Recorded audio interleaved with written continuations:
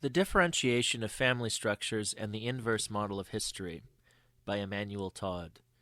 Introduction to Lineages of Modernity, A History of Humanity from the Stone Age to Homo Americanus. The West lies in thrall to a strange sense of helplessness, despite a technological revolution that had apparently made everything possible. Goods, images, and words can circulate freely and quickly. There are harbingers of a medical revolution that will allow life to be wonderfully extended. One Promethean dream leads to another. Between 1999 and 2014, the proportion of Internet users worldwide increased from 5% to 50%. Countries have been transformed into villages, and continents into districts. In the most developed countries, however, the sense of decline is spreading, together with an inability to arrest it. In the United States, the median household income fell during the same period from $57,909 to $53,718. The mortality rate of white Americans aged 45 to 54 has increased. The revolt of the white electorate led, in November 2016, to the election of an unlikely and alarming candidate, Donald Trump. In various ways, other democracies seem to be following America down this regressive economic and social path. The rise in inequality and the decline in the standard of living among the younger generation are virtually universal phenomena. Populist political forms of a new kind are rising up almost everywhere against the elitism of the upper classes.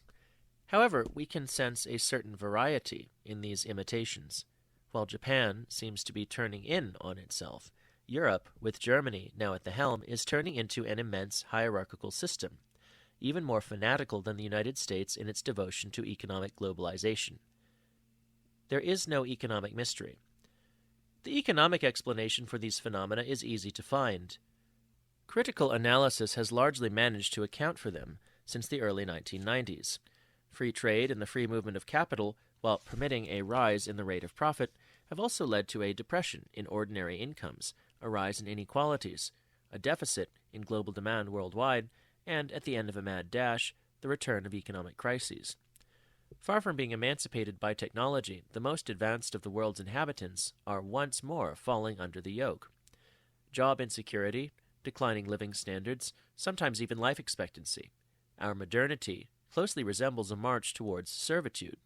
For those who experienced the dreams of emancipation of the 1960s, the collapse of these hopes in barely a generation is astonishing. Those interested in the economic mechanics of these phenomena have an abundant literature to refer to, including work by Joseph Stiglitz, Paul Krugman, and Thomas Piketty on the dynamics of inequality and its depressive effects. Note that some economists have taken their discipline to its very limits. James Galbraith has revealed that ultra-liberals now rely heavily on the state to enrich themselves, while Pierre-Noël Giraud has demonstrated that the logic of the Homo economicus could lead to the claim in certain quarters that some human beings are useless. Still, most establishment economists are feeble or indeed conspicuously absent when it comes to the criticism of free trade. They dare not suggest that free trade might be moderated by a few mechanisms of control. Too daring a critique would jeopardize their positions in academia, or, even worse, in the profession's prize-giving system. This passivity is no great theoretical loss. We can find all we need on the real effects of free trade in Friedrich List's The National System of Political Economy, which dates back to 1841. This is a classic. We can also read John Maynard Keynes's articles, as well as a more recent book by Ha-Joon Chang, a Korean based in Cambridge, England. In my L'illusion économique, written in 1997, I emphasize the depressive effect of unregulated trade on a globalized economy. We should also remember, quite simply, that Adam Smith, in The Wealth of Nations, did not envisage an untrammeled free market that would deny the reality of nations and their higher interests. In spite of the high quality of all these studies, we must admit that the regression of the advanced world is not, as a purely economic phenomenon, a very interesting subject of study. What continues to fascinate me, on the other hand, is the feeling of powerlessness that persists despite our efforts at understanding. We have the diagnosis, but we do nothing. We just passively witness the unfolding of the economic sequence. The Great Recession of 2008-9 gave the impression that a return to a Keynesian type of action with the restoration of tariff barriers was necessary. Insufficient demand is in fact the central concern of Keynes's famous general theory of employment, interest, and money, and a minimum of common sense leads to the conclusion that without protectionism, a revival in the domestic economy leads to the creation of demand for one's neighbors rather than for oneself. For a short time, American, English, and French newspapers all came together to celebrate Keynes's comeback. Robert Sadelsky, the greatest of his biographers, even wrote a book with the title, Keynes, The Return of the Master. The years 2010 to 15, however, forced us to realize that this lucidity had evaporated. During the 2016 U.S. presidential election, the eruption of the debate on free trade and protectionism led by Bernie Sanders and Donald Trump took establishment journalists and politicians by surprise and made eminent economists very angry. 16 Nobel laureates and 200 members of the most prestigious American universities petitioned against Trump and in favor of free trade, without succeeding in convincing the American people, whose living conditions, insensitive to the beauties of the theory, were continuing to deteriorate. How can we explain today the persistent intellectual backwardness of those specialized elites who, after denying the deadly effects of free trade in the United States and Europe, are now denying Trump's election? How can we explain this multidimensional refusal of the reality of the world by serious people who have studied their subject at length? That's the real mystery. Between 2010 and 2016, then, the march to inequality resumed, and the global shortfall in demand became ever more threatening. The growth rate in emerging countries fell, reaching 0 in Brazil. China itself, the factory of the world, is suffocating in an industrial pollution worthy of the 19th century, teetering on the verge of a crisis with incalculable geopolitical consequences. In this floundering economic world, whose political systems are in disarray, we are warned ever more insistently, day by day, that populism is a threat to our values, and that we must defend them. But what values, basically? Inequality? Poverty? Insecurity? It's liberal democracy, a now hollow concept emptied of its founding values, i.e., the sovereignty of the people, the equality of human beings, and their right to happiness. Thus, what we need to explain is not strictly speaking economic. It is rather the absence of any real awareness, i.e., one that would lead to action. This absence is what the historian of the present must understand. But in order to do so, we have to admit that the movement of history is not limited to the economic sphere alone, and that certain vital transformations occur in the deeper layers of social life. The structures I am going to discuss are banal, obvious even, but we will be forced to admit that they are even more decisive for human actions than is the economy. They include education, religion, the family, and finally the nation, which represents only the belated and current form of group belonging, without which the life of Homo sapiens is deprived of meaning. I will be putting forward an anthropological vision of history, but let me make clear that I will not be professing the slightest scorn for economics. However insignificant the establishment economists may be, whether they are academics or mercenaries of the banking system, this must not lead us to reject economic analysis as such. Let us keep in mind the very useful postulate of the rational individual, the selfish Homo economicus. But let us never forget that Homo economicus does not act in a vacuum, but has capabilities and goals defined by the group, family, religion, and education. There is indeed a logic of markets. It is even true, as Bernard Mandeville had stated in 1714 in The Fable of the Bees, or Private Vices and Public Benefits, that capitalism uses all the least altruistic features in human beings, all that is worst from the moral point of view, to make the most efficient productive system work. In 1776, in The Wealth of Nations, Adam Smith delivered a less aggressive vision of this economic optimization based on an aggregation of the selfish traits of individuals. But that is precisely the point. The moral problematic of Smith should inspire us to explore the depths of a social life that goes beyond the economic system alone, depths in which the mental transformations that define the conditions of economic activity are produced. The crisis in advanced countries. It is so easy these days to show that the immense upheaval of the world that is happening in front of us cannot be grasped by political economy. To understand this, we will stick to the most advanced countries. The current difficulties of Brazil and China rid us of the illusion that history is now decided by these countries as they catch up with the rest. It is in the United States, in Europe, and in Japan that the rules of the game of economic globalization have been defined. It is this triad which, since 1980, has put to work the newly literate working populations of the Third World, crushing its own workers' wages and raising, to put it mildly, the overall rate of profit. The domination of the aging advanced world is perhaps even better expressed by its ability to attract a labor force trained elsewhere, sucking in from its periphery workers, technicians, computer scientists, nurses, artists, and doctors as it needs them, thus ensuring its own survival by a veritable act of demographic predation. This plundering of human resources is much more serious than that of natural resources because, on a certain level, it jeopardizes the development of those countries that are now taking off by depriving them of their executives and middle classes. Thus, world power has not shifted decisively. In fact, it is in that old European power, Russia, that the only independent force in the globalized system has managed to maintain itself. The protagonists of the Second World War are still at the helm of world history, but they themselves are experiencing a shift of such magnitude that it is necessary to speak of an anthropological mutation comparable to the Neolithic Revolution, even more than to the Industrial Revolution. Like sedentarization and agriculture, the transformation underway is causing an upheaval in the way of life of the human species in all its dimensions. Let us look at its most important elements. Massive enrichment of all, but especially of the middle and working classes, between 1920 and 1960 in the United States, between 1950 and 1990 in Europe and Japan. Sudden rise in the standard of living, with countless psychological effects. Sudden drop in birth rate between 1960 and 1980. Increased longevity and aging populations on a scale never seen in history. The median age of Europeans fluctuated between 20 and 25 years until the middle of the 20th century. In 2015, it was 41.7 years. That of the English who carried out the 1688 revolution was about 25 years. The Industrial Revolution in Britain brought it down to 20 years in 1821, and it was still 22 years in 1871. But in 2015, it reached 40 years. In 1900, the median age of Americans was 22.9 years.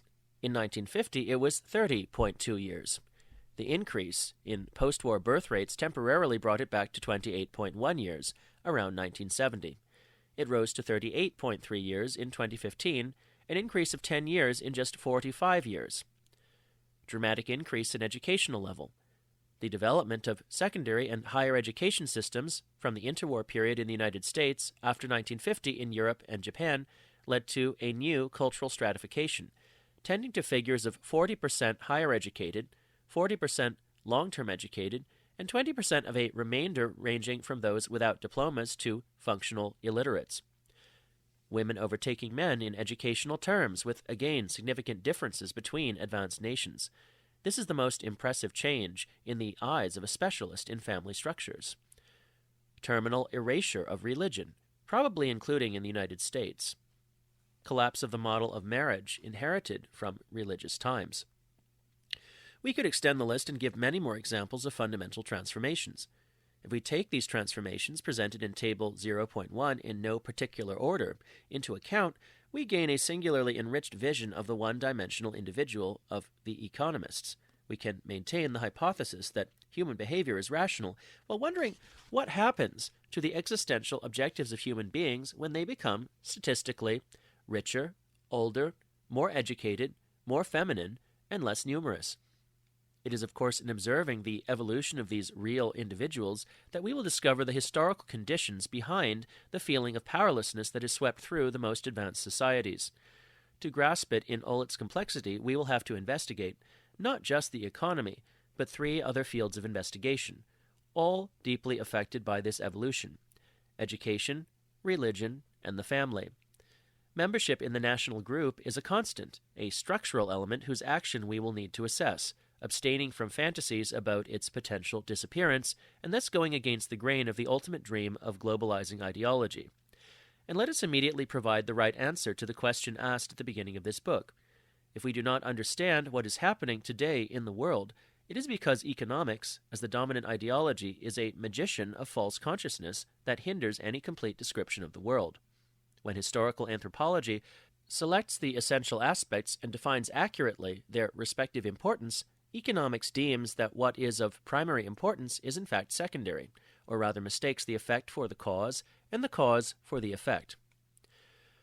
The conscious, subconscious, and unconscious levels of societies, economics and politics, education, family, and religion.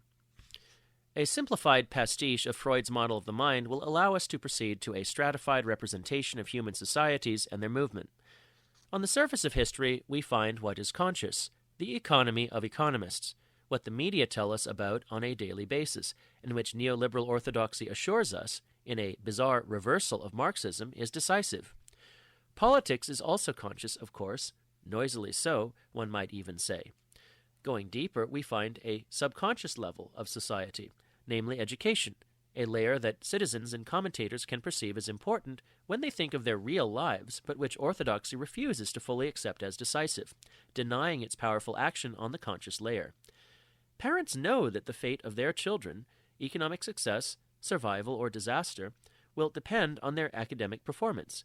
It is easy for people to imagine that an educationally efficient society will succeed economically. The achievements of Finnish and Korean schools explain the exceptional economic careers of their pupils.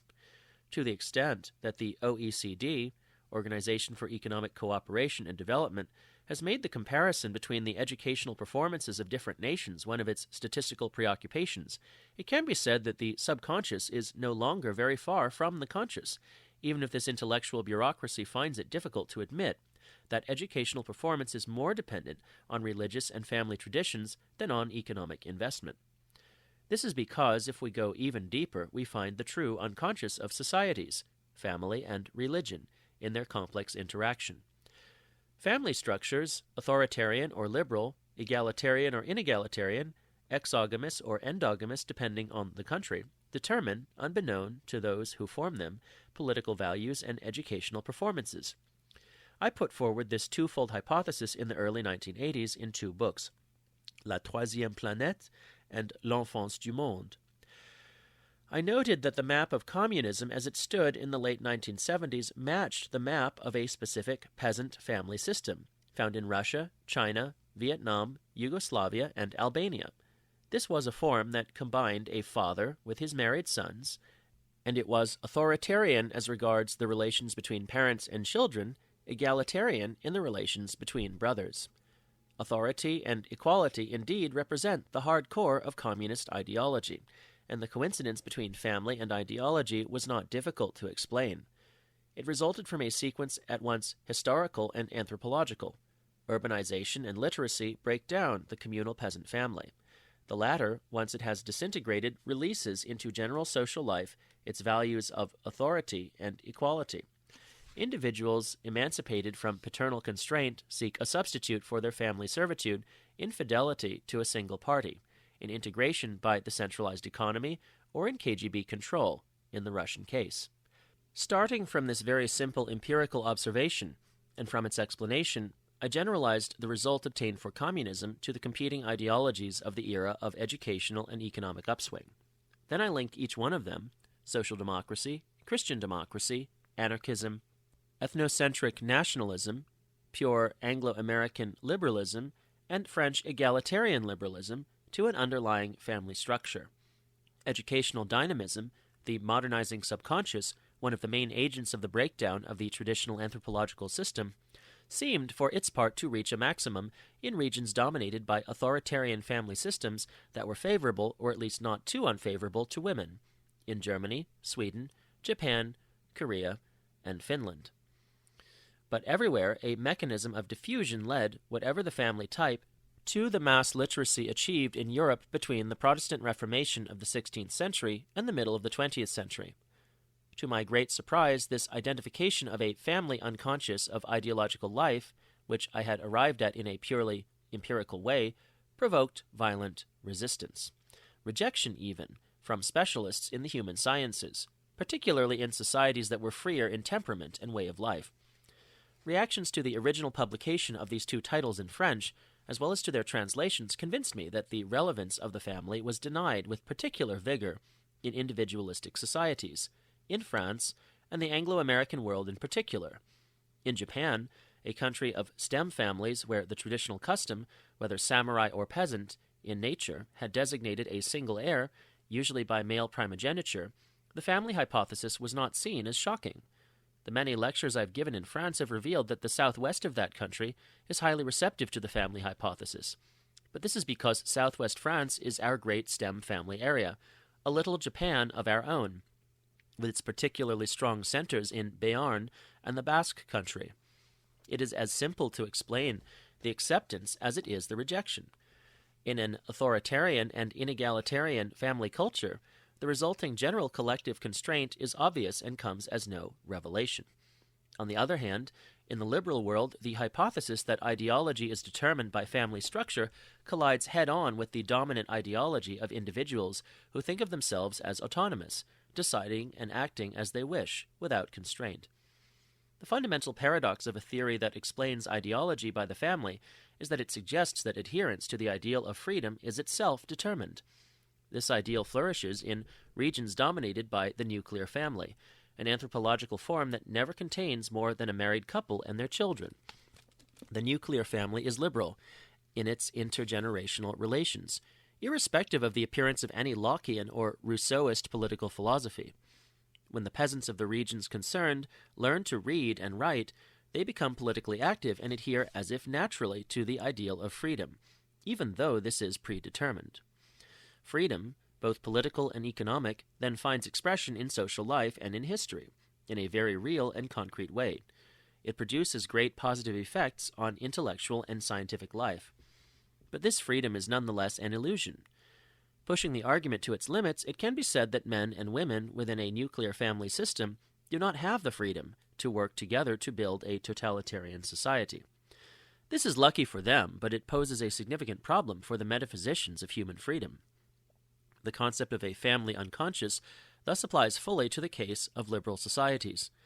In a country like Japan, where the ideological tradition includes the action of the family, the notion of the unconscious is more questionable. It is valid only to the extent that the country remains officially under the tutelage of the liberal ideology imposed by the United States. The case of Germany, and with it a good part of continental Europe, is different. Nazism was the clear realization of the authoritarian and inegalitarian potential of a very harsh stem family in a historical phase of religious and economic crisis. But after 1945, Germany was obliged to return to the fold, and to think of itself as democratic and liberal like the Anglo-American world. It succeeded in this much better than Japan, because the absolute abomination of Nazism led to amnesia being used as a form of therapy. In this case, false consciousness has reached a maximum level, but it is not alone in Europe. Italy, whose communitarian family, predominant in the center of the country, successively produced fascism and then a massive communist vote, finds itself in a similar situation of false consciousness. The liberal democratic language of the Italian ruling class in no way reflects the potential inherited from the country's old family structures. And, as we will see in the penultimate chapter of this book, the return of repressed European anti-liberalism, which between the two world wars produced Mussolini, Salazar, Hitler, Franco, and Pétain, explains the strange, sad, but logical destiny of the Eurozone. Religion used to be, on the conscious level. It explicitly defined the framework of social life, especially in the Jewish, Christian, and Muslim worlds.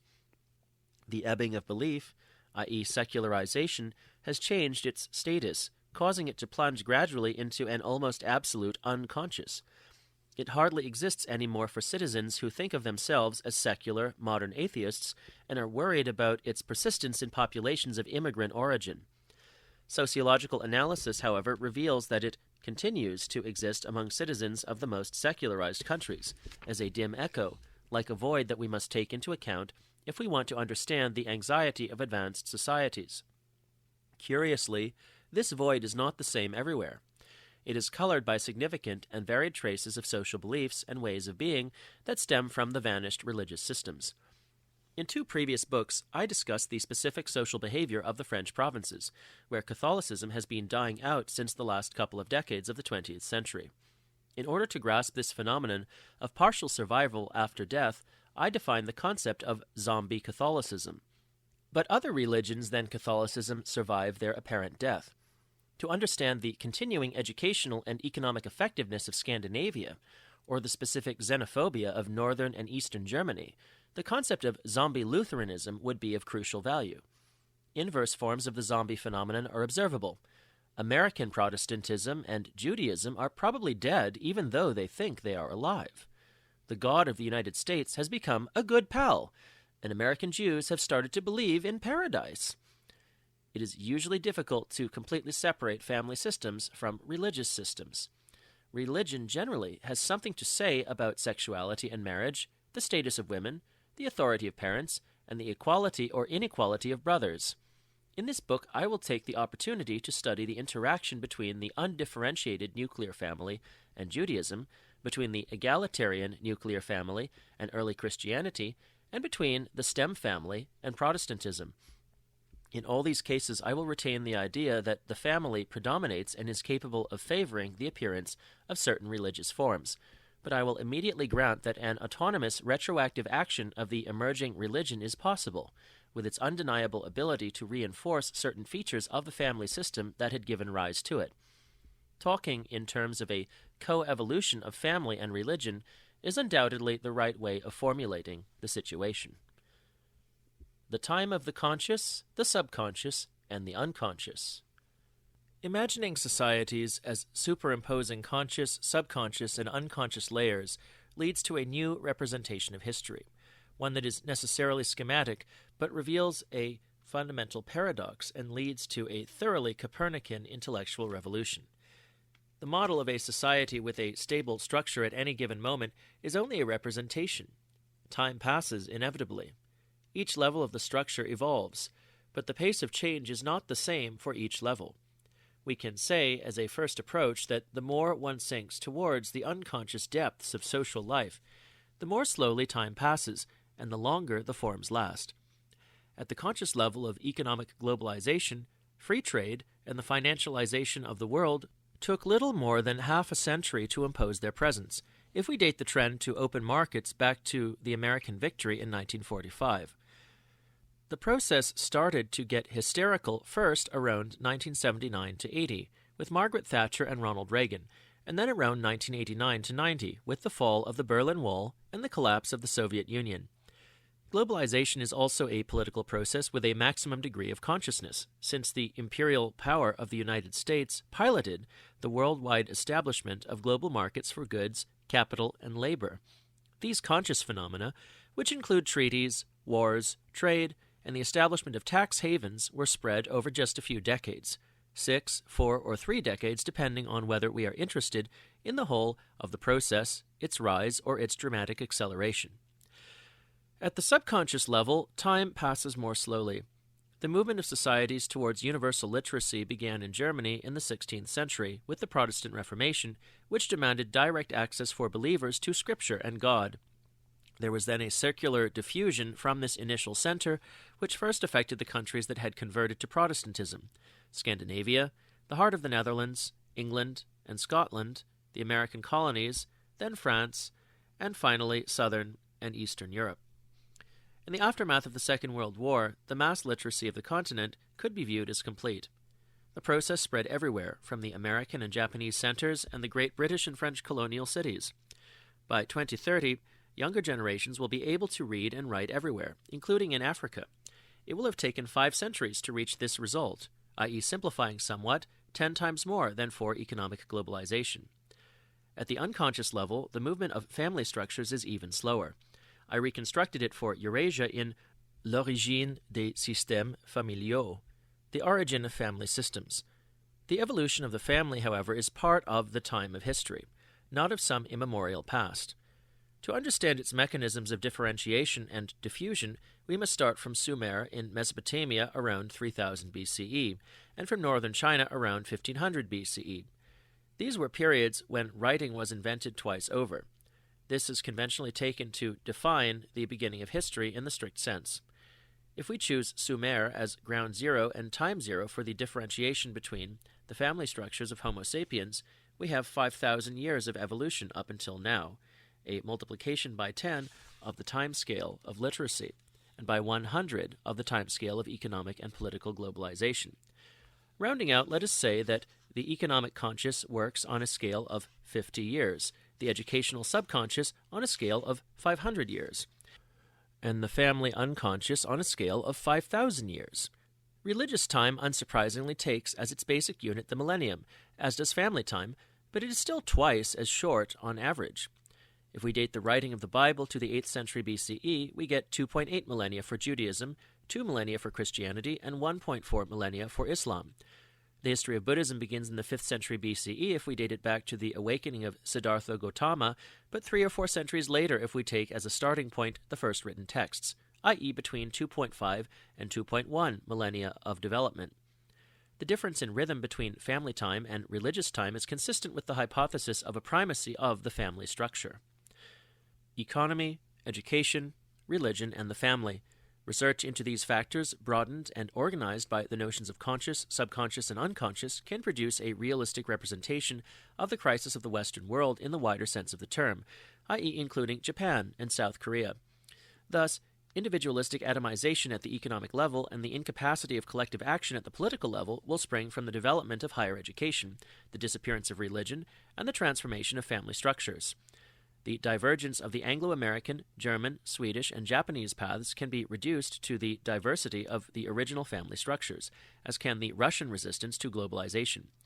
We will be able to impose order on a multiple modernity, which combines the rise of economic inequality and a new equality in relations between men and women, a rise in educational level, and a collapse in democratic practice.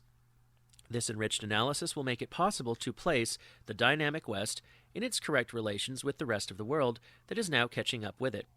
The West's interactions with China, which has become the workshop of the world, and with the Middle East, an energy producer and maneuvering ground for its armies, are particularly strong. In the West, what North American and European societies require from less developed countries is not only cheap labor and oil, but an alignment with their own way of life. The ideological caddy from the West is trundling its heap of values and projects across the whole planet. Values deemed to be universal: freedom of expression, free trade, the free circulation of human beings and money, women's emancipation, the right to vote, and the redefinition of homosexuality as a legitimate human behavior. Elements belonging to the conscious level of social, political, and economic life, and others drawn from the unconscious family level, are piled up higgledy-piggledy. The ongoing transformation of the Western way of life must spread to the world, and our elites are impatient at the lack of enthusiasm to follow them, evident in China, India, Iran, and the Arab world, especially with regard to women's emancipation and homosexuality. Our desire for the universal, attractive in itself, I am in this an ordinary Westerner in full agreement with our values, is unfortunately based on a false vision of the historical development of family structures and ways of life. For millennia, different dynamics have been at work in the center of Eurasia and on its periphery. An accentuation of the divergence can be perceived, indeed, in the most recent period. In the West, women have overtaken men on the educational front. This leads me to the hypothesis of a shift to matriarchy, though I would not claim that it is nearing completion or even succeeding. Such a phenomenon has never been observed in history. It represents an anthropological revolution, a leap into the unknown.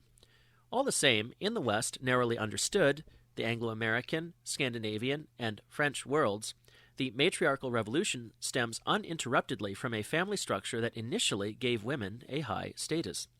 The nuclear family made the marital couple the fundamental element. In China, India, Iran, and the Arab world, on the other hand, traditional family structures include a powerful patrilineal component and a very low status for women. This East-West opposition is pretty familiar. On this point, the real problem of liberal democracies in their confrontation with the patrilineal worlds is that they also mainly have a false view of the historical movement of family structures. We perceive the low status of women as a form of backwardness, a logical complement to the economic backwardness of non-Westerners. But the reconstructed history of family systems reveals that Eastern patrilineal systems are the result of a long evolution that the West, on the whole, did not undergo.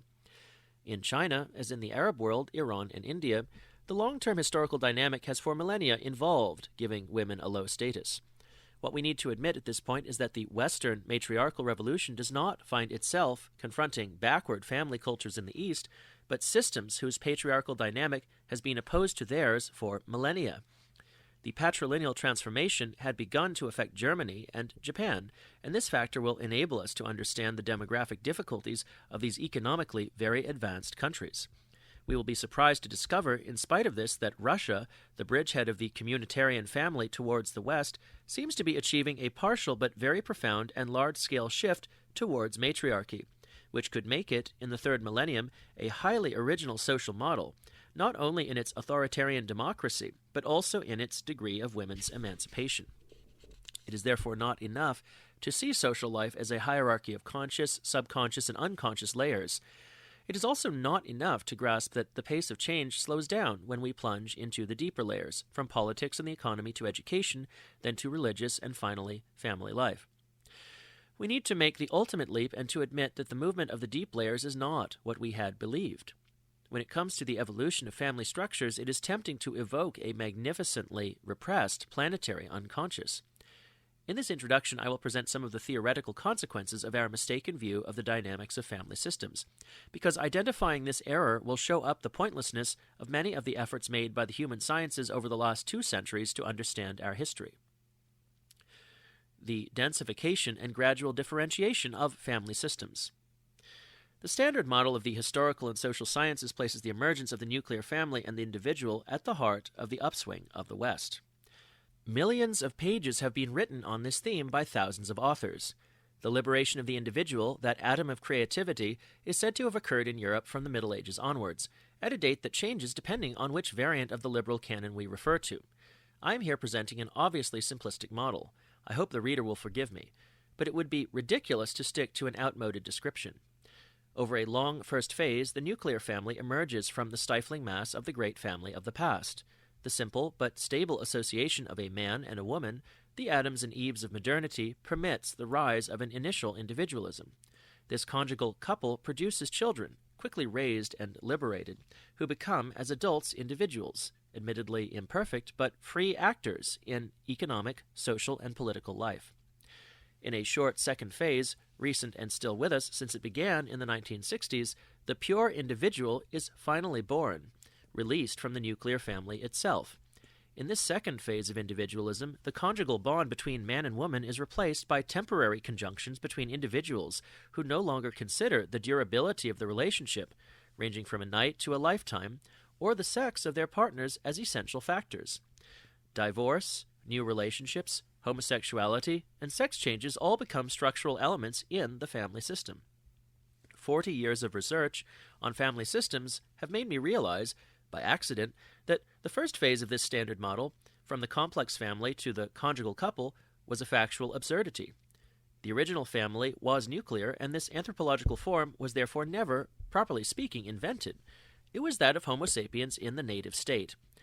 However, the communitarian family forms that bind the couple in patrilineal kinship ties and dominate the mass of Eurasia are creations of history. Their existence results from experiences and crystallizations spanning 5 millennia, in a process that began in Mesopotamia with the birth of the city and writing. An equivalent process, occurring later but of the same nature, is observable in Chinese history.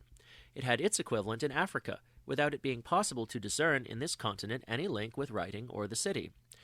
The development of agriculture always seems to lie at the origin of the densification and the structuring of family groups by bonds between males, a phenomenon that we may designate with the neologism patrilinealization. Embryonic forms of this mechanism can be identified on the central Mexican plateau occupied by the Aztec Empire, or in the Andes under the Inca Empire on the eve of the Spanish conquest. Since the emergence of Homo sapiens, the family has evolved from simple to complex, and not from complex to simple. The lowering of the status of women is an essential element in the way it has grown more rigid. The most western part of Europe has largely escaped this transformation, even though Germany and southwestern France, like Japan, saw the development of the stem family.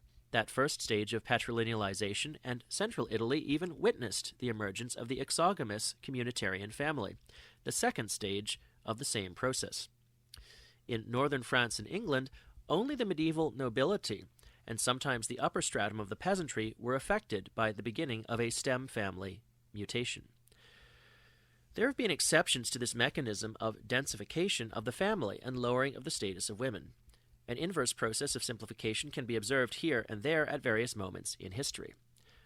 Northwest Europe has its own particular history, which includes, in England, Holland, and northern France, an increasingly nuclear type of family by means of the destruction of the network of undifferentiated kinship, or bilateral or cognatic kinship according to standard Anglo-American anthropological terminology, which framed it in its original shape.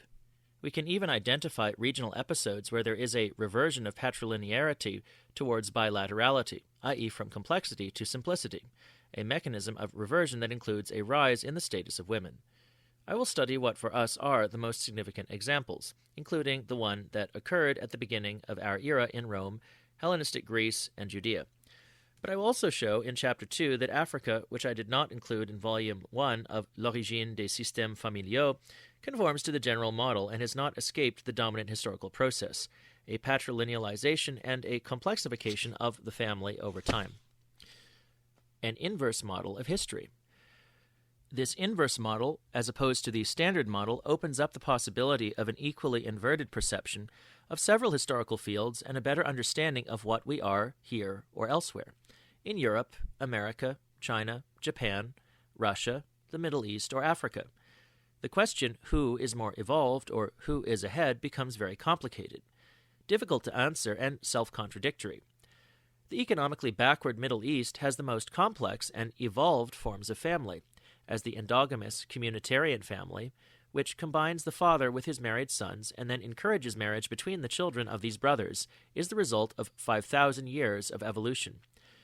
North America, the leader of economic globalization and of the opposition to it, represents, even more than England or the France of the Paris Basin, the nuclear family form closest to the original model of Homo sapiens.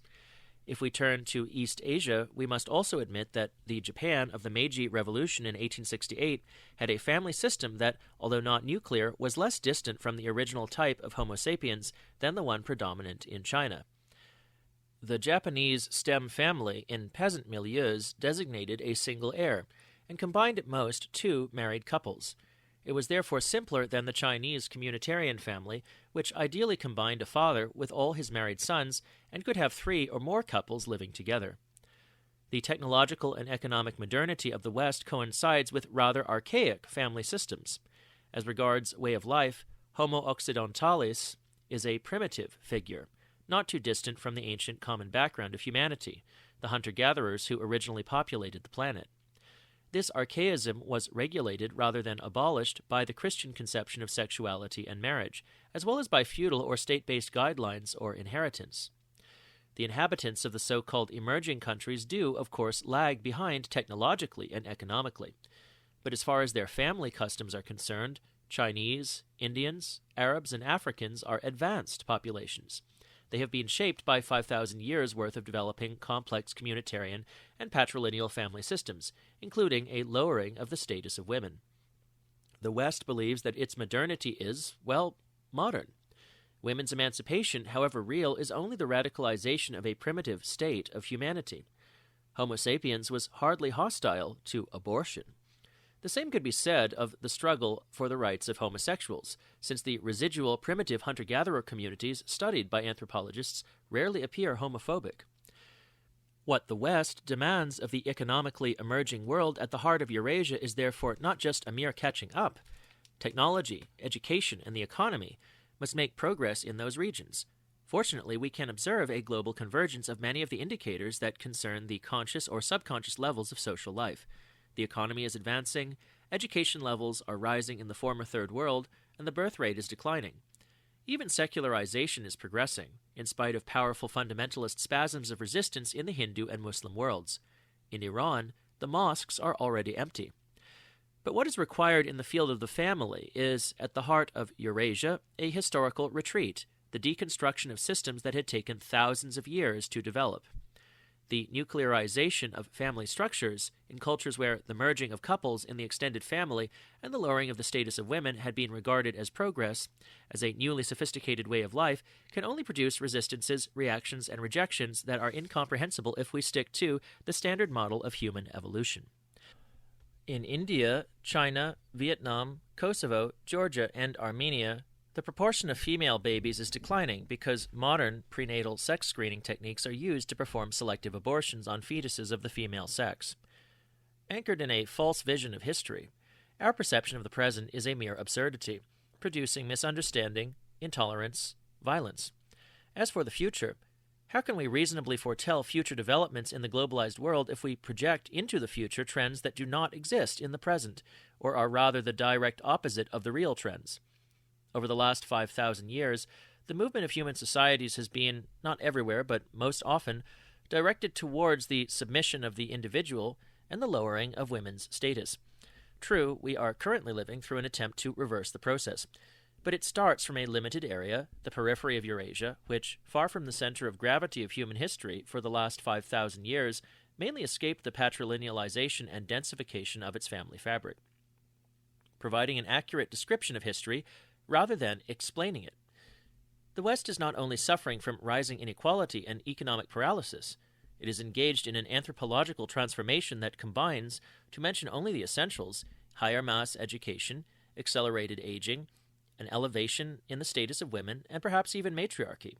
So if we want to grasp the meaning of our malaise, we must look down on history from above, but so as to plunge into its unconscious depths. To try to understand, to know where we have got to, I will be attempting an overall outline of human history that, starting from the emergence of Homo sapiens in Africa, will set family and religious anthropology at its heart. I will not, however, be trying to explain human history in any philosophical and absolute sense. My work on the evolution of the family, from nuclearity to patrilineality, and my later studies of the way ideology is defined by family structures, leads only to fragments of explanation. Admittedly, laying bare the reasons behind the contemporary disarray in the unconscious layers of social, family, and religious life is, in a sense, to explain. But there can be no question of completely systematizing the explanation, of rigorously prioritizing the levels, or even claiming that family structure, the variable in which I am a specialist, comes first. And as I said, I do not reject the idea of a specific economic dynamic. The logic of Homo economicus can be deployed only within anthropological frameworks, but globalization connects and contrasts very different anthropological frameworks in a specific way. The dynamics of states also has its logic, their confrontation through diplomacy and war. Hot wars, cold wars, economic and ideological wars defines a largely autonomous field of study. This is why geopolitics has its own value as a description and explanation of certain elements of history. To pretend to integrate all the fields of analysis, all the determining factors, or all the logics into a coherent total model would be very pretentious. What I propose here is more simply to break away, without any dogmatism, from the narrow vision of economists and politicians, and to give an enriched description of globalization. An accurate, extensive description is already a great contribution towards an understanding of what we are currently experiencing. Thus, in the most advanced societies, we shall see how family and religious changes precede a stagnation in the educational level and a fall in birth rates, phenomena that are themselves harbingers of a crisis in the economy and the state. We will see how the West ventures out on the new paths of matriarchy, but is mistaken in thinking that it has explored in the past the paths of patriarchy.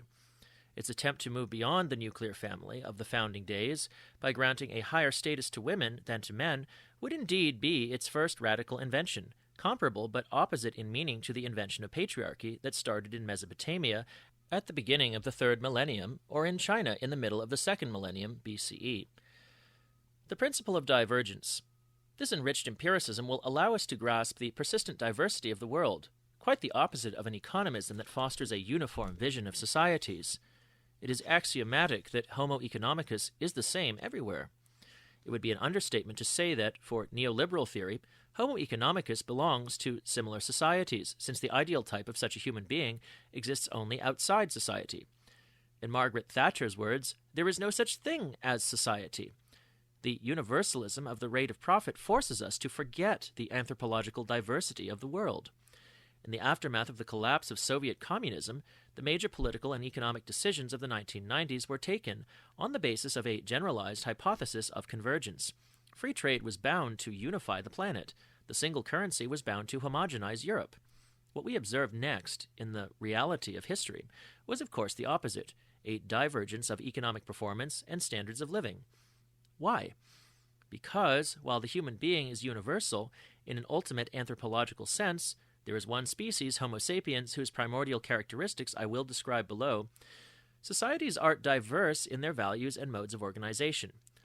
Economic globalization, in fact, accentuates differences and is in itself a factor of divergence. Societies that are forced to compete, obliged to adapt, and threatened with disintegration all end up by falling back on themselves in one way or another. To survive, they draw new strength from their original values. Pushed too far, free trade fuels universal xenophobia. It is probably here that using family models to grasp history seems most indispensable. For what the development of the human family reveals over the past 5,000 years is, starting with an original anthropological type common to the species, a strong tendency towards differentiation. In other words, a slow but powerful divergence between concrete human groups. I do not want to sound too melodramatic. Today, there are elements of convergence in the world. The spread of literacy in the former Third World, combined with the plateauing out of higher education in the most advanced societies. In the United States, since 1965 to 70, in France since 1995, for example, has led to a reduction in the educational gap between nations and to an intellectually more homogeneous world. Birth control is leading everywhere to a decline in birth rates, which has already abolished the binary opposition between the old developed nations and the least developed countries. By 2015, the birth rate in the United States, 1.9 children per woman, was higher than that of China, 1.7, and that of France, 2.0, was higher than that of Iran, 1.8. With education and birth rate, however, we are only on the subconscious level of social life, even if the birth rate has a major impact on the underlying family structures. This is already better than sticking to the economic consciousness of politicians or journalists, but it is not enough. Deeper down, at the unconscious level of family structures, a tendency to divergence leads the societies of the world to differ in new ways. A comparison between the most advanced societies suffices to demonstrate this. Despite high and comparable educational levels, their birth rate indicators diverge in proportions that imply different destinies. By 2015, again, the United States with 1.9 children per woman, the United Kingdom 1.9, Australia 1.9, Sweden 1.9, France 2.0, and Russia 1.8 were not too far from the threshold of 2.1, which essentially makes the replacement of one generation by the next possible.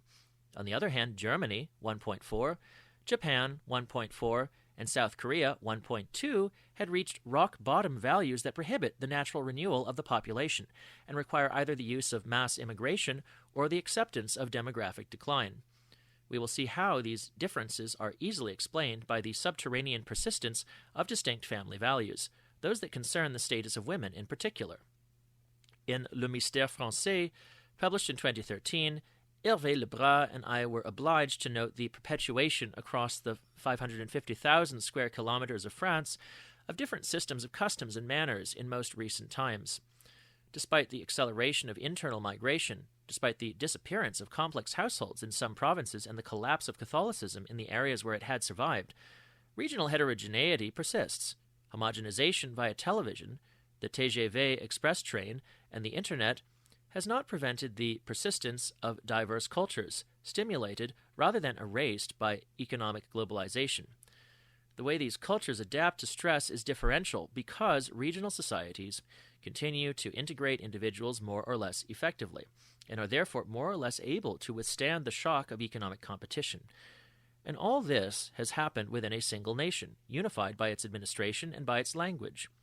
How can it be imagined that the different nations that play a part in globalization, the United States, Britain, Sweden, Germany, Japan, Russia, China, and Korea, will do any less well, in terms of cultural permanence, than the provinces that make up France? The question of the balance of powers is nowadays combined in geopolitics with the issue of the latent conflict between different systems of customs, without any clear understanding of the factors at play or the stakes involved. The hypothesis of universality and convergence poisons international relations, since the stronger party, or the one that believes itself to be such, requires the other to align with its values and way of life, as well as submitting in economic and military terms. Imperialism and feminism. The map of the American imperial system, with its dominant English-speaking constellation and with its advanced bases in Europe and Asia, is always strangely reminiscent of the map of certain family systems. All are characterized by a status of women that is either originally high, United Kingdom, France, Netherlands, Norway, Denmark, Spain, Australia, Philippines, Indonesia, Thailand, or else not too low in historical terms, Germany, Japan, South Korea. A central Eurasian bloc, Russia, Iran, China, India, continues, long after the fall of communism, to resist American domination. It seems to mark a kind of geopolitical continuation of the continental patrilineality that gave rise between 3000 BCE and 1700 CE to extended and dense family systems. But we must not oversimplify. The Russian communitarian and patrilineal family system is of very recent origin. It permitted women to maintain their high social status, and today, as I have said, it is showing signs of a matrilineal inversion. But that is the point. Does the anthropological shift in Russia, combined with the reaffirmation of a German anthropological difference, not announce a realignment of geopolitical affinities? In the Arab-Persian world, as well as patrilineality, we find an endogamous preference for marriage between cousins. Its family systems are those that lower the status of women the most and tie the individual into the closest bonds of kinship. By virtue of the anti-feminism and anti-individualism that dominates it, northern India, where the family is exogamous and communitarian, is close to the Arab-Persian world. Despite the hegemony of economicist thinking, it is clear that the geopolitical field is imbued with notions or concepts of an anthropological order. That is why the West bombards the Middle East with demands to elevate the status of women. The strangest case is surely that of a Russophobia focused on the issue of homosexuality. In the midst of the Ukrainian crisis, the Anglo-American press and many others in the West criticized the Putin regime for its homophobia. Who would have imagined, at the time of the wars of Louis XIV or Napoleon, or during the First or Second World War, such a fixation on sexuality in international relations? Far from bringing people closer together, globalization leads to conflicts that, more than those of the past, call into question the very foundations of life in certain of the dominated societies. Impossible futures. This book describes very schematically the historical movement of the last 100,000 years in an attempt to grasp current developments and say something about the changes that we are experiencing at the beginning of the third millennium. It is not a question of predicting the future. How would that be possible? Our advanced societies have no equivalent in previous history. Never have human groups of such a size been so rich, so old, so educated, so devoid of collective beliefs. The frequent but not universal educational backwardness of male individuals is an absolute novelty, as is what is known as very low fertility. Our enriched description of history so far, however, will allow us to depict the history still to come as if in a photographic negative. It means, in fact, that we can consider some futures as improbable or downright impossible. For instance, the survival of democracy as we knew it in the 20th century seems unlikely in the current conditions of educational stratification and stagnation, but the return to a genuinely oligarchic government, a system that was based on mass illiteracy, seems equally unlikely. The full convergence of nations whose unconscious value systems persist is another impossibility. The fundamentally archaic character of Western anthropological structures, whose present-day modernity, as we shall see, is often only a fundamental return to their primordial basis, allows us to exclude the hypothesis of a social disintegration that would follow changes in the way of life. Identifying the mechanisms of continuity of anthropological systems will help us understand why constant but reasonable flows of emigration and immigration do not pose problems of equilibrium and perpetuation for the anthropological systems concerned. On the other hand, we will have to admit that above a certain threshold of emigration in the Middle East, in the Baltic countries, or in Ukraine, for example, or a threshold of immigration in Germany, these flows may destabilize the societies of arrival and departure. However, we cannot predict much more than the appearance of sociological black holes, of sizes, depths, and natures that are difficult to define. We can therefore anticipate certain elements of the future concerning, for example, family structures, the end of the religious sphere, the return of economic protectionism, and the appearance of zones of anarchy, but without being able to describe how all these elements fit together and preserve a balance between themselves.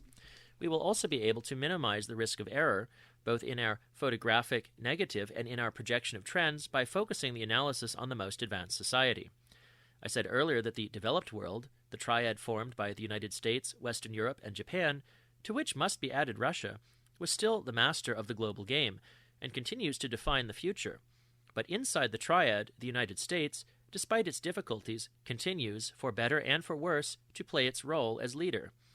Its population continues to grow, and it remains the locus of fundamental innovations, and it is essential to take this into account. The Anglosphere at the heart of modern history. Before the United States, England set the transformation of the world in motion with the invention of representative government, the Industrial Revolution, and the organization of a first wave of globalization before the First World War. It is probably time for us to admit that the Anglosphere lay at the heart of the history of the years 1700 to 2015. Let me point out that this term has only an anthropological sense for me. It allows me to bring together a language and a family system that is absolutely nuclear. The notion of the Anglosphere frees us from the implicit Germanism of the concept of Anglo-Saxon world, which, as I have noticed, can annoy Americans of Italian, Jewish, or Japanese origin. The absolute nuclear family system predisposes its members, as Alan McFarlane was the first to see, to every form of radical individualism. It is relatively easy to admit the economic primacy of the Anglosphere over the last 3 centuries. The absolute nuclear family, capable of radically dissociating the generations, was the anthropological precondition for the uprooting over a few decades of the English peasantry. The Industrial Revolution began in Britain between 1780 and 1830. The use of coal by the steam engine released an energy potential never before seen in history. We can follow the spread of the new mode of production by the dates of economic takeoff of the various nations, as estimated by William W. Rostow, 1830 to 70 for France, 1840 to 70 for the United States and Germany, 1870 to 85 for Sweden, 1880 to 1900 for Japan, 1890 to 1900 for Russia, 1900 to 10 for Canada, 1905 to 15 for Australia, 1950 to 60 for China, and 1960 to 65 for Korea. The predominance of the United States in the economic globalization that followed the Second World War is another obvious fact. The model of an economic transformation driven by the Anglosphere is therefore easy to accept.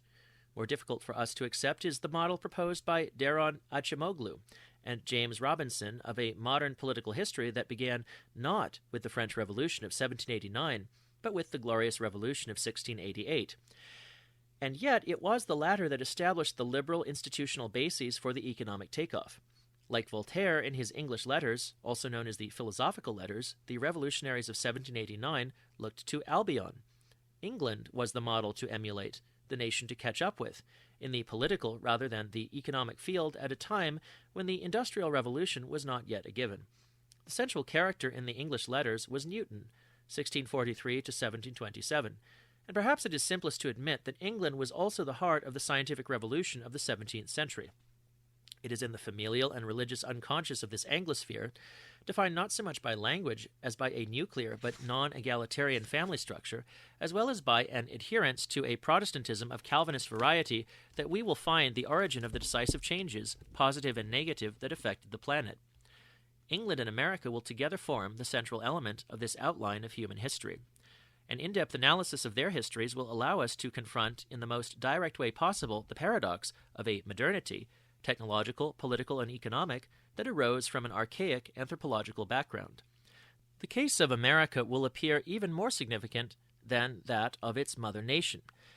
This is because the American family of the years 1700 to 2000 seems the closest to the original type of Homo sapiens. Science here sheds light on a very common intuition, perhaps even a cliché.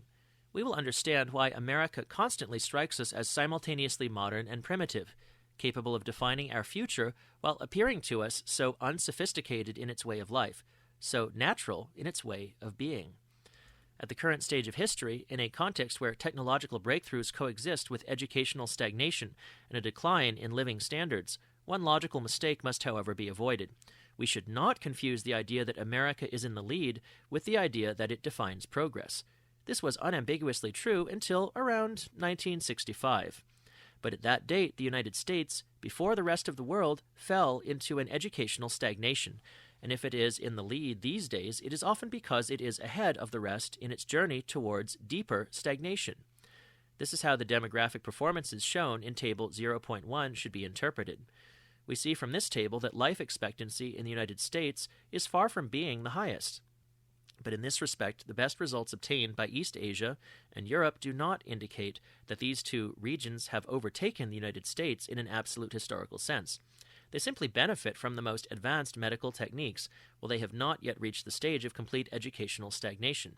Japan, Korea, Germany, and France can be expected to go through stages of regression long since traversed, and sometimes overcome, by the United States. Each of these nations will do so in its own way, in accordance with the principle of divergence that is one of the structural elements of the history described in this book. Nations with ultra-low birth rates could not, for example, envisage any American-style social stabilization. I will examine, in the conclusion of this book, the delicate question of whether American society might experience a new start. The real question raised by Germany and Japan, the role of the stem family and primogeniture in history. Before deciding, in the case of the United States, between the assumptions of regression, stagnation, or a new start, I will need to qualify in the body of this book the model of the nuclear family as the only one capable of inventing the future. The examination of history will indeed force us to formulate not only the hypothesis of a mechanism of innovation generally derived from the nuclear family, but also the idea that there is a principle of acceleration associated with the stem family. Before the English political, scientific, and industrial revolution, there had been the Protestant Reformation and mass literacy, which came from elsewhere.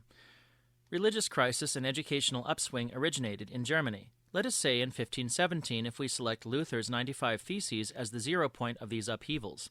Now, the Germanic world is the land of the stem family rather than of the nuclear family. But another question arises immediately. Are we sure that the stem family was fully developed in Germany, in all strata of society, when the Reformation began? After all, primogeniture was really practiced there by the nobility only from the 13th century onwards. Above all, we must not imagine a fixed or even stable anthropological milieu in the history of Europe. It is, of course, essential to have a typology defining the various family systems and allowing us to map them out. But this instrument should not make us forget that these systems are actually dynamic, in constant evolution, most often in the sense of strengthening their characteristic features. This notion of a dynamic system is particularly important if we focus on Germany and Japan, whose family types, far from being stable, have been constantly emerging since the Middle Ages. The history of the Japanese and German stem families demonstrates the growing development of their constituent features between the 14th and 18th centuries, and an increase in their rigidity in the 19th century, and sometimes even in the 20th. Let us leave the periphery of Eurasia, whether German or Japanese, for a while, and head to its heart. Let us plunge into its past, right at the start of history. In Sumer, Mesopotamia, very shortly after the appearance of writing around 3300 BCE, we can identify the first rules of primogeniture, as we can in Egypt just a little later, or in China a millennium and a half later. A microscopic scrutiny of the first human economic upswings does not reveal homogeneous family compositions, but almost immediately the combination of a nuclear basis with stem elements. In the avant-garde societies of Sumer, Egypt, and ancient China, the first accumulation of an intellectual and physical capital led to the invention of transmission rules. We can thus see the appearance of laws or practices of primogeniture, and embryonic forms of the stem family. With its principles of undivided inheritance and lineage continuity, the stem family type facilitates the accumulation of knowledge and an acceleration of progress. Let us return to the most recent modernity. After the English and then the American upswings, the spectacular way in which Germany and Japan, the two great STEM societies of the present day, have caught up with them shows that the question of a specific interaction between STEM family and development must be posed, along with the connection between nuclear family and innovation. In 2006, for example, the United States filed 22.1% of triadic patents registered simultaneously in America, Europe, and Japan. The United Kingdom 2.3%, Japan 29.1%, Germany 7.4%, and South Korea 9.8%. With 360 million inhabitants between them, the two great nations of the Anglosphere, where the absolute nuclear family holds sway, produced 24.4% of patents. With only 257 million inhabitants between them, the three largest STEM family nations filed 46.3%. It is thus necessary to reflect on the historical role of the stem family, whether in its embryonic or its mature form. Forwards to the past. At the end of my life as a researcher, it is disturbing for me to come to such a reflection on the historical interaction between the absolute nuclear family and the stem family, because, in a way, this is exactly where I started, or rather, where my teachers made me start. When I arrived in Cambridge in the early 1970s, Peter Laslett had just discovered the nuclear family in 17th century England and was still struggling, more and more feebly it has to be said, against the idea that the stem family could ever have existed anywhere. Lutz Berkner had just shown from 18th century Austrian local censuses that the stem family presents 3 generations, grandparents, parents, children, only at certain stages in its development cycle. Frédéric Leplay, 1806 to 82, inventor of the stem family concept, had just been exhumed, to be challenged and then legitimized by the immense historical survey launched in Europe and Japan between 1965 and 2000. A systematic review of the past shows the importance of primogeniture as a stage of human history, since it is found not only in Sumer, in the upper classes of ancient Egypt, and in medieval China, as I have said, but also among the Indian salmon fishermen of the northwest coast of America, and among the Maori and the original Hawaiians. It remains very common in the most archaic part of Africa from the point of view of family structures. The stem family quickly became an obsession for Leplay. As a reactionary in a turbulent France, he was, as it were, hypnotized by its values, the father's authority over the son, and the inequality of the brothers, a combination that seemed to him to embody a principle of order and hierarchy. He emphasized its potential for economic dynamism and its ability not only to pass on knowledge, but also to liberate into social life adventurous younger sons, the D'Artagnans of the economy or culture. However, liberal thought had begun to hate the stem family long before Leplay. As early as the end of the 17th century, John Locke, 1632 to 1704, criticized Robert Filmer, 1588 to 1653, for his apology for primogeniture and the power of the father in Patriarcha, or The Natural Power of Kings, published posthumously in 1680. American and French revolutionaries in the 18th century focused on birthright as a major target. Progress and the stem family were later considered by progressive thinkers to be polar opposites. Historians, therefore, had some difficulty in defining the proper place of primogeniture in the process of development. And indeed, we will see that the stem family can produce, depending on the circumstances, dynamism or paralysis. Anthropologists mostly ignored Leplay, who is not mentioned in Robert Lowy's 1883 to 1957 fine survey of the history of ethnological thought. The anthropologist Elman R. Service, 1915 to 96, was, to my knowledge, the first to have understood his importance as a significant figure. In his book Origins of the State and Civilization, Service makes primogeniture a central element in the stabilization of chieftaincies and the development of the state. The stem family, as a mode of organization, either noble or peasant, no longer exists. 3-generation households are no more than statistical leftovers in Germany, Japan, Korea, and southwest France. But we must, at the beginning of the 3rd millennium, recognize 2 phenomena: the persistent technological dynamism of nations, where the stem family was dominant, and the deep demographic crisis of these countries now that their birth rate indices are around 1.4 or less. Moreover, the underground permanence of stem family and nuclear values is about to disrupt the unity of the Western world, born as it was around 1945 from American military conquest rather than from any cultural convergence. The reemergence of values of authority and inequality in Germany and elsewhere is giving a new shape to Europe. Thus, without the hypothesis of a return of the anthropological repressed, the family, unconscious, we will not understand the gradual transformation of the continent into a rigid hierarchical system.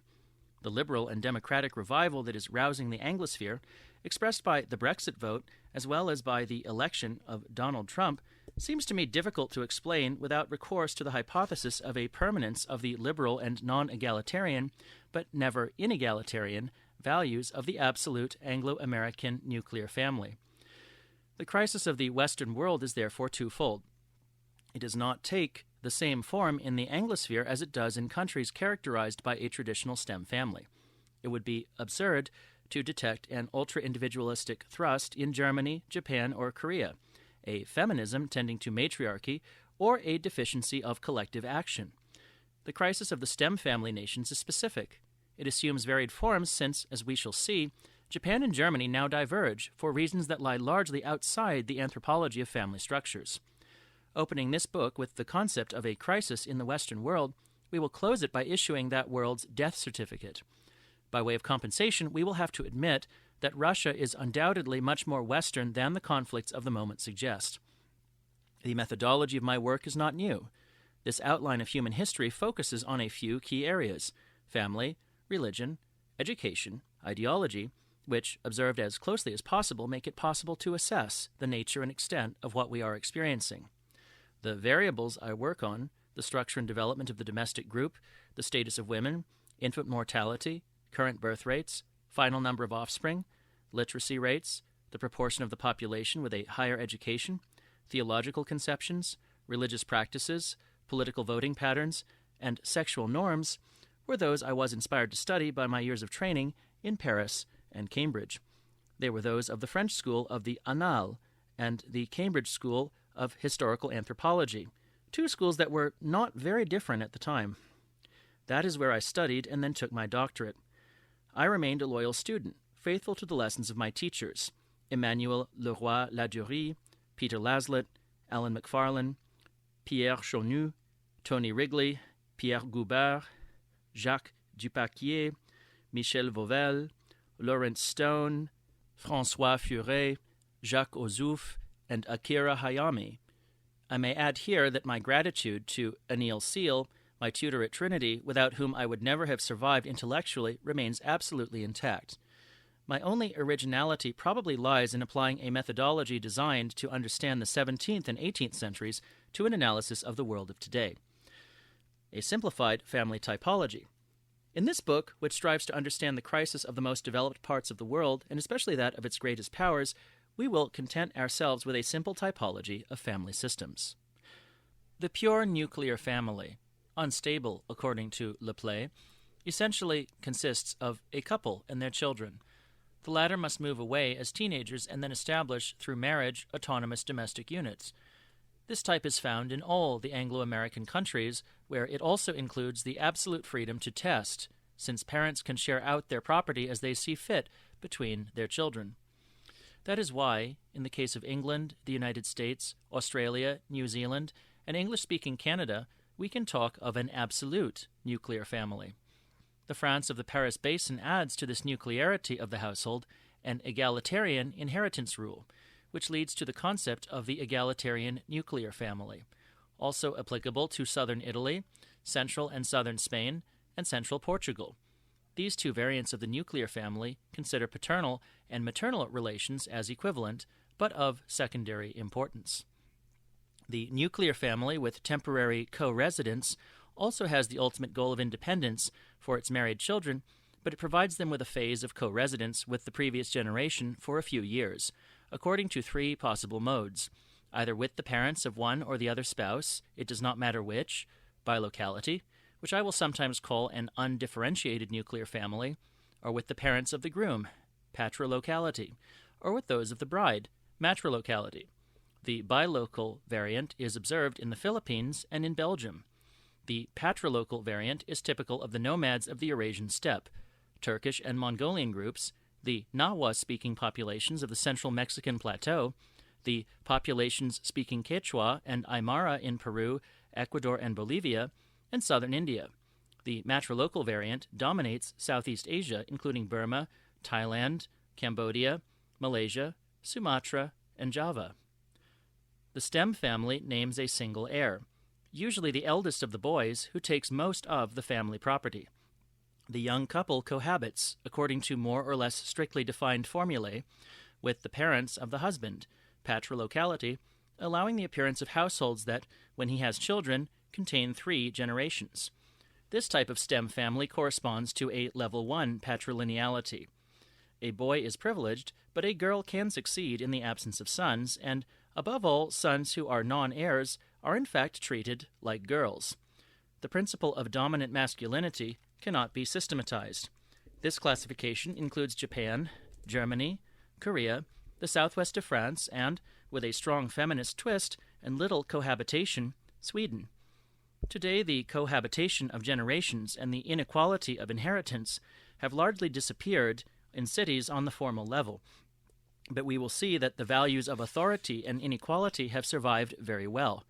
Somewhat mysteriously, after the disappearance of the large peasant households that displayed them.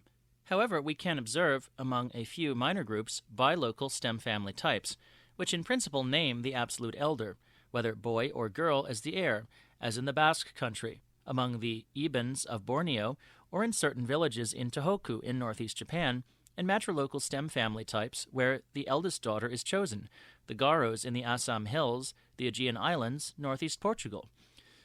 The exogamous communitarian family, patriarchal according to Lepley, the joint family of northern India, establishes the equivalence of the brothers and a general principle of male superiority. All sons are ideally combined with the father and find their wives outside the original group. Girls are exchanged between patrilineal complex households. At the death of the father, the inheritance is more or less rapidly divided equally between the brothers. The system defines a level 2 patrilineality. This time, all men are superior to all women. This type is found in China and Russia. The latter, rather like Sweden in its stem family category, with a strong feminist residue. This system is particularly recent in Russia, hardly going back to the 17th century. As in the case of the stem family, the latent values of the family structure survived the disappearance of the large peasant households of the 19th century. There are also matrilocal communitarian variants, for example, among the Hopi Indians of the southwestern United States, as well as bilocal communitarian variants, notably on the northwestern edge of the Massif Central in France. In the Massif Central, however, these non-patrilineal communitarian types have, like the patrilocal communitarian family, favored a strong communist vote. In northern India, the exogamous communitarian family reaches an anti-feminist level equal to or perhaps higher than that of the Arab world, expressing itself by the excessive mortality of female fetuses or girls even more than by the sequestration of women. It is hardly possible to understand the crisis of the most advanced parts of the world without referring to the opposite phantasmatic pole that now comprises the Muslim, and more specifically the Arab-Persian world. To situate it anthropologically, we need to define the endogamous communitarian family. As in the case of traditional Russian or Chinese families, its ideal development cycle involves a father and his sons, but the marriage model is no longer exogamous but endogamous, demanding, when possible, marriage between the children of two brothers. If an ideal cousin of the right age does not exist, any other first-degree or even distant cousin is desirable. In the Central Arab world, the rate of first-cousin marriages hovers at around 35%. It falls to 25 to 30% in Iran, Egypt, and the Maghreb, but reaches 50% in Pakistan. Marriage between the children of two brothers expresses the strength and continuity of their affection. This horizontal axis is the fundamental link of the Arab family, and it was tragically revealed by the drift into terrorism of the Kouachi brothers and then the Abdeslam brothers. This pathological manifestation must not hide the fact that, in 99% of cases, the residual fraternalism of the second generation, as it becomes assimilated, simply leads to warmth and security. The strength of the masculine principle here goes up a notch further. We reach a level 3 patrilineality and a maximum egalitarian value. Finally, the family type of southern India is circumscribed on the map, but demographically significant since it concerns a population of around 350 million individuals, the figure for 2015. I've already mentioned it above as a nuclear family type with patrilocal temporary co-residence, but this nuclear family with patrilocal co-residence is complemented in Tamil Nadu, Karnataka, Andhra Pradesh, and Maharashtra with a specific endogamous mechanism that encourages marriage between the children of a brother and a sister, preferential marriage between cross-cousins, but forbids marriage between the children of two brothers or the children of two sisters. In Tamil Nadu, the heart of Dravidian India, the oblique marriage between a man and the daughter of his elder sister is also well represented. Oblique marriages and cross-cousin marriages express the importance of the affection between brother and sister. The brother-sister bond moderates the patrilocality in establishing the young couple, who co-reside for a while with the parents of the husband, then settle nearby. The principle of masculinity is therefore relativized. Let us add that no value of equality is observable in this anthropological type, whose principal brother-sister axis excludes any principle of symmetry.